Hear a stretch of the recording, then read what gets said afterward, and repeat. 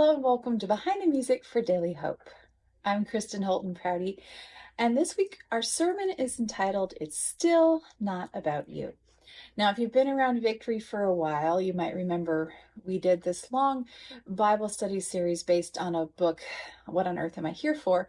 And one of the takeaways from that, which has become sort of a motto, you might even say here at Victory, is it's not about you. So you'll hear our staff, our pastors, sometimes we'll be discussing something and we'll say, well, it's not about you. But deeper meaning, right? It's about God. And that's why we're here. We're here to serve him. And we're only here by his grace and by his ability to save us. And so this weekend, we're being reminded that it's still not about us. So one of the hymns that we're going to sing this week is Great is Thy Faithfulness. Now I'm sure it's one of your favorites. It's one of many, many people's favorites, and it's sung all around the world. And so I wanted to know, what is the story of this song? Where did it come from? What is its origin? And for many stories, they have these great, sad, heart-tugging or inspirational something that we can grasp onto. And I was really surprised to learn that that's not the case with Great is Thy Faithfulness. You would think that a hymn that has become, sung in memorials and known even by non-Christians, that it really doesn't have that profound of a beginning. Thomas Chisholm ended school when he was 16. He tried to teach. He had health problems. He held many other jobs, tried to be an evangelist. That didn't work. He was just trying to support his family. He saw an ad from someone who was looking for new lyrics for songs. And so he had been inspired when he was reading Lamentations about the faithfulness of God. And so he penned these words and he submitted them, not because they came to him in a vision or something traumatic happened in his life. He was literally just trying to make a living to support his family and responded to an ad to write some words for a song. Now, over the course of his life, he ended up writing about 12,000 poems, many of which were sent to music. And so he clearly had a gift.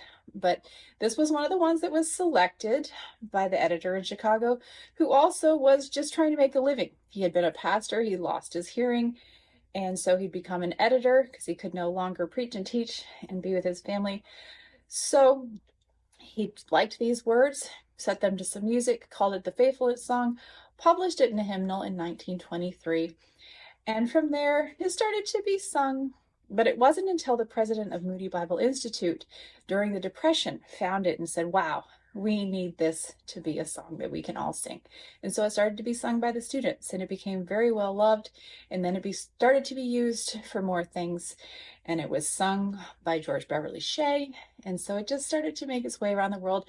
And now there are many, many stories that have come to be part of this song. But it started from very humble origins. So even if you don't have something maybe dramatic going on in your life, maybe you're not Jonah down in the belly of the whale praying for help. Maybe it literally is just that you're not sure how you're going to pay the next bill. You still can rely on God. So let me read these words for you. Great is thy faithfulness, O God, my Father. There is no shadow of turning with thee. Thou changest not. Thy compassions, they fail not.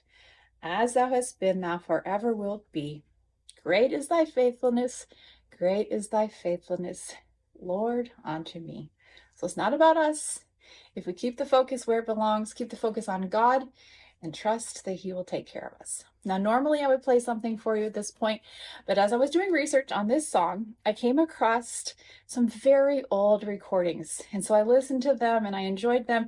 And so I want to share one of them with you. This is from the Moody Bible Institute Radio Choir, and it was recorded in 1939. So I hope you enjoy this recording and think about how it's not about us, but we have a great God who doesn't change. And I'll be back with you again next week. Reverend William M. Runyon, a Methodist preacher, and T.O. Chisholm have given us the music and words for a gospel song which bears testimony to the faithfulness of God under all circumstances of life. Its title is, Great is Thy Faithfulness.